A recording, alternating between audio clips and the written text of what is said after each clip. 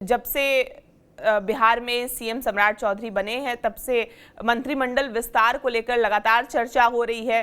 कहा जा रहा है कि मई के फर्स्ट वीक में ये पॉसिबल है, लेकिन बीजेपी 4 मई को आने वाले 5 राज्यों के इलेक्शन रिजल्ट का इंतजार कर रही है ताकि जीत के मोमेंटम के साथ ग्रैंड ओथ सेरेमनी की जा सके। और सोर्सेज ये भी बताते हैं कि नई कैबिनेट में करीब 70% पुराने नीतीश सरकार वाले चेहरे रहेंगे, जबकि 30% नए फेस कास्ट और रिलीजन और रीजन बैलेंस के आधार पर रहेंगे।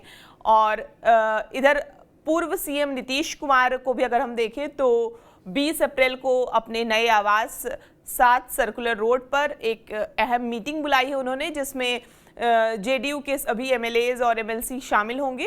इस बैठक में नई सरकार के साथ कोऑर्डिनेशन और जनहित के मुद्दे और सदन में पार्टी के चेहरे को लेकर क्या रणनीति है, इस पर विचार हो सकता है। तो अब बड़ा सवाल यह है कि क्या कैबिनेट एक्सपेंशन और जेडीयू की स्ट्रैटेजी एक साथ कोई बड़ा पॉलिटिकल संकेत देने वाली है क्या?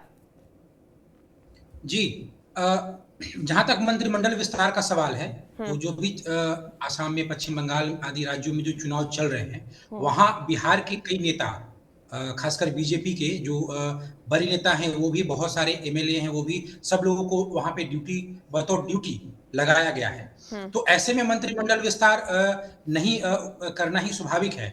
एक तो जो राष्ट्रीय अध्यक्ष नितिन नवीन, वो बिहार के ही हैं, उनकी भी ड्यूटी है। साथ ही साथ अमित शाह वहाँ हैं, नरेंद्र मोदी जी प्रधानमंत्री, वो भी वहीं सक्रिय हैं। दूसरी बात है कि जितने भी विधायक हैं बिहार के, बहुत सारे अलग अलग क्षेत्रों में काम कर रहे हैं, उन लोगों में भी अगर एक तरीके की खबर जाए कि किसको बनाया जाएगा, किसको नहीं बनाया जाएगा, तो भी उससे उनका काम प्रभावित हो सकता है। तो बहुत ही सावधानी और सतर्कता से बीजेपी ने 4 मई या उसके बाद ही कैबिनेट विस्तार की योजना बनाई है। जो सम्राट चौधरी बने हैं मुख्यमंत्री, उसके बाद बीजेपी के अंदर खाने में एक उबाल सा है, एक असंतोष है। और उसी असंतोष का एक झलक आपको विजय सिन्हा के प्रतिक्रिया में था, जब उन्होंने अपने आप को सिपाही कहा और शीर्ष नेतृत्व को कमांडर कहा था। तो हालांकि कोई अन्य नेता जो बीजेपी के कोई बड़ा नेता है, उन्होंने आज तक कोई ऐसा बयान नहीं दिया जिससे लगे कि सम्राट चौधरी के मुख्यमंत्री बनने पे वो आक्रोश प्रकट कर रहे हैं। लेकिन कहीं ना कहीं एक आक्रोश जो है, एक उबाल है। तो नया मंत्रिमंडल जो होगा, इसका भी डैमेज कंट्रोल होगा। इसमें वो जिन जिन लोगों को बनाया जाता है, उन दो तरीके से उस पे होगा। एक तो ये कि क्या वैसे चेहरे को मंत्रिमंडल में प्रमुखता से स्थान दिया जाए ताकि आक्रोश कमे, और कुछ ऐसे चेहरे जो बेहद आक्रोश हैं, या ऐसी संभावना है कि कहीं वो मंत्रिमंडल में रहते हुए भी कोई नया एक राज शुरू न कर दें, तो हो सकता है कि उनको मंत्रिमंडल में शामिल नहीं भी किया जाए।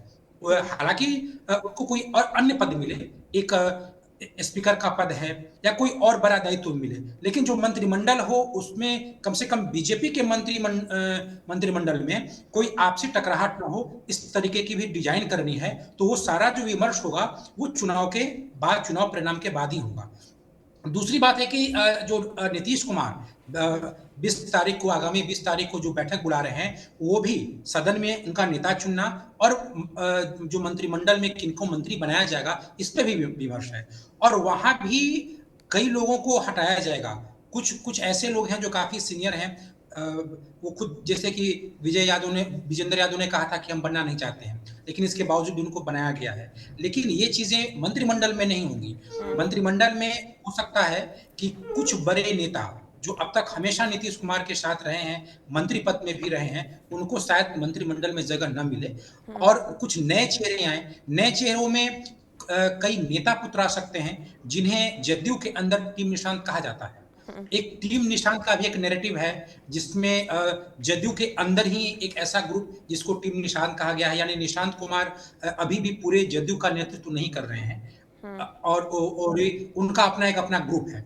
तो नए लोग आएंगे जो जिनके पिता राजनीति में रहे हैं, जदयू की राजनीति में रहे हैं, तो वहां से भी एक समीकरण होगा।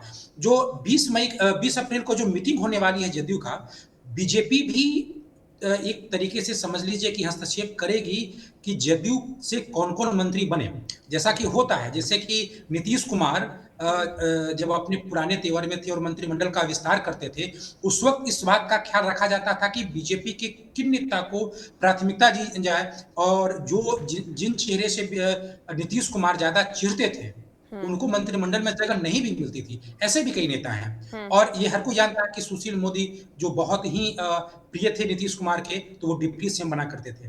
तो वही परिस्थिति यहाँ भी होगा कि सम्राट चौधरी को जदयू के जो नेता पसंद हैं या बीजेपी को जदयू के जो नेता पसंद हैं, बीजेपी ये चाहेगी कि जदयू उन्हीं को अपना मंत्री बनाए। तो इस तरीके से एक जो खींचतान है, जो राजनीतिक खींचतान है, उसी का परिणाम है कि 20 अप्रैल को मीटिंग होगी और उसमें जदयू कोटे से कौन मंत्री बनेंगे, ये तय होगा। दूसरी बात ये है कि अभी हम लोग चर्चा कर रहे थे विजय सिन्हा की। विजय सिन्हा का जो आक्रोश है, वो आक्रोश माना जा रहा है कि बीजेपी के अंदर सम्राट चौधरी को मुख्यमंत्री बनाए जाने के कारण जो नाराजगी है, सब वो उनका आक्रोश उस तमाम नाराजगी को लीड करता है।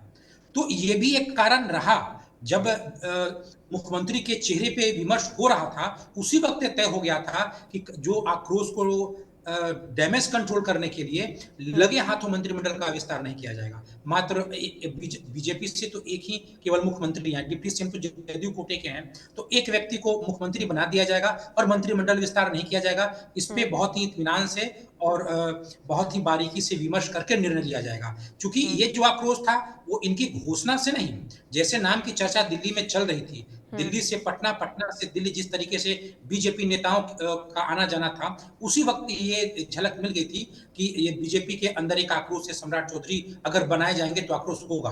तो कहीं ना कहीं विजय सिन्हा के आक्रोश के कारण ही ये मुख्यमंत्री के शपथ ग्रहण के साथ साथ मंत्रिमंडल के कुछ नेताओं का शपथ ग्रहण नहीं हो पाया। तो वो भी एक कारण है और ऐसा हो सकता है कि विजय सिन्हा को कैबिनेट में जगह न मिले। हालांकि उन्हें कोई बड़ा जगह मिल सकता है, कोई बहुत बड़ी जिम्मेवारी मिल सकती है, लेकिन बीजेपी ये नहीं चाहेगी कि ऐसा व्यक्ति भी एक मंत्री बन जाए जिसका आने वाले समय में भी मुख्यमंत्री के साथ टकराहट हो। बीजेपी के अंदर कोई दो ध्रुव नहीं हो। और एक बात और, ये भी बहुत महत्वपूर्ण होगा कि बीजेपी गृह मंत्री किसको बनाती है। गृह मंत्री बनाने का मतलब यह है कि बीजेपी अपने अंदर पावर पॉइंट को संतुलित करके रखना चाहती है, क्योंकि बिहार में परंपरा रही है, नीतीश कुमार की अपनी पार्टी की थी जदयू, तो वो अपने पास हमेशा गृह मंत्रालय रखे हैं। लेकिन बीजेपी कई राज्यों में, जैसे आप गुजरात देख लें, आप छत्तीसगढ़ देख लें, मुख्यमंत्री कोई और है, गृह मंत्रालय किसी और के पास है। लेकिन बिहार में जो गृह मंत्रालय है वो एक पावर पॉइंट चर्चा का विषय बन जाता है। तो ये भी देखने वाली बात है कि बिहार में गृह मंत्री बीजेपी किसे बनाती है।